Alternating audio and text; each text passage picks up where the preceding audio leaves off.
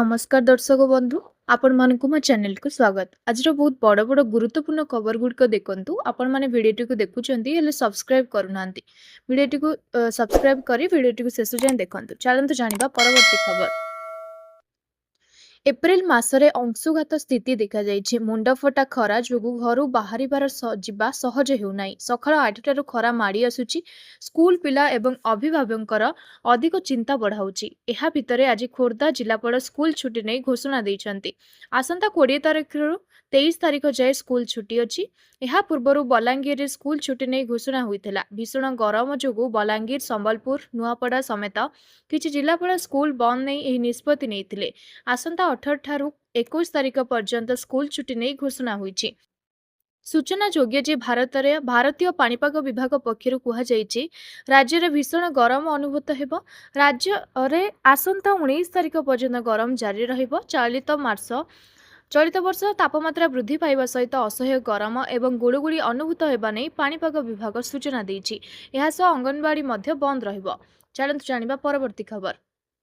केंद्र सरकार सहयोग यूआईडीआई आधार संबंधी सेवा गुड़िक ऑनलाइन प्रवेश प्रदान करने एक मोबाइल आप विकसित करिछि। आप को स्मार्टफोन रे बाध्यतामूलक फ्री इंस्टॉल एप्लिकेशन तालिका रे अंतर्भुक्त करिवार योजना थिला, किंतु सरकार एबे योजना संपर्क रे एक नूतन निष्पत्ति नैछन्ति। केंद्र सरकार आधार आप संपर्क रे मोबाइल कंपनी गुड़िक देइथिबा सब प्रस्ताव को प्रत्याहार करि नैछि। यूआईडीआई चाहुथिले जे भारत में बिक्री होतिबा समस्त स्मार्टफोन रे आधार बा आप बाध्यतामूलक करा जाऊ। एथिपाई यूआईडीआई रो संपृक्त केंद्र मंत्रालय सहित जोगाजोग करथिले, जहा परवर्ती समय रे मोबाइल निर्मातांक सहित आलोचना करथिले, किंतु यही प्रस्ताव को प्रत्याहार करा जायतिला। उल्लेखनीय जे 2026 प्रारंभ में भारतीय अन्यन परिचय प्राधिकरण आईटी मंत्रालय को सुपारिश करथिले सेमाने एप्पल, गूगल एवं सैमसंग भली स्मार्टफोन निर्मातांक सहित जड़ित हुअन्तु। सुपारिश परामर्श दिया जायतिला जे कंपनी गुड़िक स्मार्टफोन रे बाध्यतामूलक फ्री इंस्टॉल एप्लिकेशन तालिका रे आधार आप जोड़िबे, जहा द्वारा आप प्रत्येक भारतीय नागरिकंक पई उपलब्ध हेबो। चलन्तु जानिबा परवर्ती खबर। पश्चिमबंग निर्वाचन में जीति ममता बानार्जी पुणी थे मुख्यमंत्री हेबे। यह भविष्यवाणी कहिसेंति पुरीर वरिष्ठ दैतापति सेवायत रामकृष्ण दास महापात्र। श्री दास महापात्र कहिसेंति प्रभु जगन्नाथ ममता बानार्जी को तांकर विशेष आशीर्वाद देइछन्ति। ममता बानार्जी वर्ष को 365 दिन लोकों पाई काम करती, तेणु यह निर्वाचन में से 221 रु अधिक आसन हासिल करेंगे और चतुर्थ थर पर मुख्यमंत्री भाव में शपथ नेबे। उल्लेखनीय जे दीघारे जगन्नाथ मंदिर निर्माण और यहाँ धाम भाव में नामित करने को नहीं बद होता। ओडिशार मुख्यमंत्री मोहन चरण माझी निजे ममता बानार्जी को चिठी लिखि जगन्नाथ धाम शब्दर व्यवहार पुनर्विचार करने को अनुरोध करते।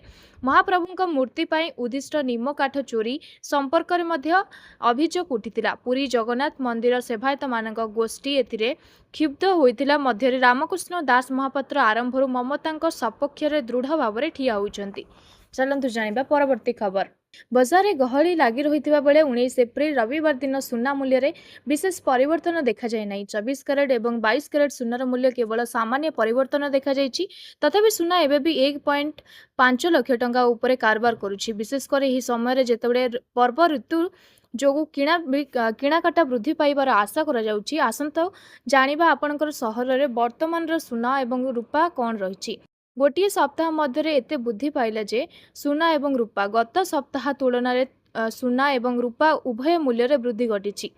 एप्रिल 17 तारिख में एमसीएक्स सुना प्रति ग्राम 10 ग्राम पिछा 1,54,650 टंका एवं रूपा किलोग्राम पिछा 2,58,079 टंका बंद होता। गोटे सप्ताह पूर्वर एप्रिल 10 तारिख में सुनार मूल्य प्रति ग्राम पिछा 1,52,690 टंका एवं रूपार किलोग्राम पिछा 2,43,300 थिला। तेणु मात्र गोटे सप्ताह मध्य सुना प्राय 1,990 टंका, रूपार मूल्य 14,779 वृद्धि पाई। चलन्तु जानिबा परवर्ती खबर। डाकिले आउ अपमानित करिले मु हारीगली आज्ञा। मो जिला महोत्सव रे मते अपमानित करागला। प्रोग्राम पाई डकाई 3 घंटा मंच तले बसाइले। स्टेज ऊपर को उठेबा को दिया गलानी। जो माने मते निमंत्रण करथिले से माने धरा छुआ देले नाही। मो सहित जाइथिबा अन्य पिला पचारिबारु कार्यक्रम सरीगला बोली आयोजन करथिबा कर्तृपक्ष तेणु बाध्य ହୋଇ ଆମେ ସେଠାରୁ ଫେରି ଆସିଲୁ। ଯଦି ମଞ୍ଚକୁ ଚଢ଼େଇବାର ନଥିଲା ତେବେ ଅଯଥାରେ ନିମନ୍ତ୍ରଣ କରି ଅପମାନିତ କରିବା ଠିକ୍ କଥା ନୁହେଁ ବୋଲି କ୍ଷୋଭର ସହ କହିଛନ୍ତି ୟୁଟ୍ୟୁବର ଅନୁଗୁଳିଆ ବଣ୍ଟି। ଖବର ଅନୁଯାୟୀ ଅନୁଗୁଳ ମହୋତ୍ସବ ପାଇଁ ଚର୍ଚ୍ଚିତ ଓଡ଼ିଶା ୟୁଟ୍ୟୁବର ବଣ୍ଟି ଅନୁଗୁଳିଆ ବଣ୍ଟି ଓରଫ ଫନି ଅନୁଗୁଳ କାର୍ଯ୍ୟକ୍ରମରେ ସାମିଲ ହେବାକୁ ନିମନ୍ତ୍ରଣ କରାଯାଇଥିଲା। 4 ଦିନ ଧରି ଚାଲିଥିବା ଉତ୍ସବରେ ଶନିବାର କମେଡି ପ୍ରଦର୍ଶନ ପାଇଁ ତାଙ୍କୁ କୁହାଯାଇଥିଲା। ସମ୍ମାନିତ କରାଯିବା ପାଇଁ ମଧ୍ୟ କୁହାଯାଇଥିଲା। ଶରୀର ଅସୁସ୍ଥ ଅର୍ଥାତ୍ ହାତ ଭାଙ୍ଗିଯିବା ନେଇ ସତ୍ତ୍ୱେ ସେ ମହୋତ୍ସବରେ ପହଞ୍ଚିଥିଲେ। ଭାବିଥିଲେ ଅନୁଗୁଳବାସୀଙ୍କ ମୁହଁରେ ଟିକେ ହସ ଫୁଟାଇବେ ବୋଲି। ହେଲେ ମହୋତ୍ସବ କର୍ତ୍ତୃପକ୍ଷଙ୍କ ତାଙ୍କୁ ଅସମ୍ମାନିତ କରିଥିବା ସେ ମଞ୍ଚରେ ଅଭିଯୋଗ କରିଛନ୍ତି। 3 ଘଣ୍ଟା ବସାଇଲେ ହେଲେ ତାଙ୍କୁ ମଞ୍ଚ ଉପରକୁ ଉଠାଇବାକୁ ଦିଆଗଲା ନାହିଁ। ସେ ପଚାରିବାରେ ପ୍ରୋଗ୍ରାମ ସରିଗଲା ପରେ କହିଥିଲେ ମହୋତ୍ସବ ଆୟୋଜନ କରିଥିଲେ କର୍ତ୍ତୃପକ୍ଷ। ଏହି ଘଟଣା ତାଙ୍କ ହୃଦୟକୁ ଗଭୀର କ୍ଷତ ପହଞ୍ଚାଇଛି ବୋଲି ସୋସିଆଲ ମିଡିଆରେ ପୋଷ୍ଟ କରିଛନ୍ତି ଅନୁଗୁଳିଆ ବଣ୍ଟି। ସେ କହିଛନ୍ତି ମୁଁ ଭାବିନଥିଲି ଯେ ମୋ ନିଜ ମାଟିରେ ମୋତେ ଏପରି ଅପମାନିତ କରାଯିବ। କଳାକାର ଛୋଟ ହୁଅନ୍ତୁ କିମ୍ବା ବଡ଼, ତାଙ୍କୁ ଆପଣ ନିମନ୍ତ୍ରଣ କରିଛନ୍ତି ମାନେ ଉପଯୁକ୍ତ ସମ୍ମାନ ଦେବା ଜରୁରୀ। ଚାଲନ୍ତୁ ଜାଣିବା ପରବର୍ତ୍ତୀ ଖବର। ଇରାନ ଦ୍ୱାରା ହର୍ମୁଜ ପ୍ରଣାଳୀକୁ ବନ୍ଦ କରିବା ପାଇଁ ନବୀକରଣ କରାଯାଇଥିବା ପଦକ୍ଷେପ ମଧ୍ୟରେ ଏକ ଭାରତୀୟ ତୈଳ ଟ୍ୟାଙ୍କର ସଫଳତା ସହ ଏହି ଗୁରୁତ୍ୱପୂର୍ଣ୍ଣ ଜଳପଥକୁ ପରିବହନ କରିଥିଲା। ଯେତେବେଳେ ଅନ୍ୟ 4ଟି ଜାହାଜ ଫେରି ଯାଇଥିଲା, ଜାହାଜ ଟ୍ରାକିଂ ସତ୍ୟ ଅନୁଯାୟୀ ଦେଶ ଗରିମା ନାମକ ତୈଳ ଟ୍ୟାଙ୍କର ଶନିବାର ହର୍ମୁଜ ପାର କରିଥିଲା। ଭାରତୀୟ ସିପିଂ କର୍ପୋରେସନ ଦ୍ୱାରା ପରିଚାଳିତ ଏହି ଟ୍ୟାଙ୍କର ହେଉଛି ମାର୍ଚ୍ଚ ଆରମ୍ଭରୁ ଏହି ମାର୍ଗରେ ପରିବହନ କରୁଥିବା 10ମ ଭାରତୀୟ ଜାହାଜ। ମାରାଇନ୍ ଟ୍ରାଫିକ୍ ଅନୁଯାୟୀ ଶନିବାର ସନ୍ଧ୍ୟା ସୁଦ୍ଧା ଟ୍ୟାଙ୍କଟି ଓମାନ ଉପସାଗର ଦେଇ ବଢୁଥିଲା ତଥା ଏହା ମଧ୍ୟ ପ୍ରକାଶ କରିଛି ଯେ ଇରାନ ପକ୍ଷରୁ ଗୁଳିମାଡ଼ ଉପରେ ତୈଳ ଟ୍ୟାଙ୍କର ସାମାନର ହେରାଲ୍ଡ, ଦେଶ ବୈଭବ ଏବଂ ଦେଶ ବୀର ମାଲବାହୀ ଜାହାଜ ଜଗ ଅର୍ଣ୍ଣବ ସେମାନଙ୍କ ସହିତ ଗତିପଥ ପରିବହନ କରିଥିଲା। ଫଳସ୍ୱରୂପ ପାରସିଆନ ଉପସାଗରରେ ବର୍ତ୍ତମାନ ଭାରତୀୟ ଜାହାଜ ପତାକା 14 ସଂଖ୍ୟାକୁ ବୃଦ୍ଧି ପାଇଛି।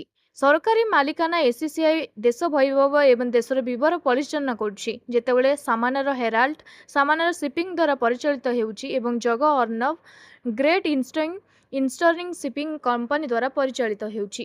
ଚାଲନ୍ତୁ ଜାଣିବା ପରବର୍ତ୍ତୀ ଖବର।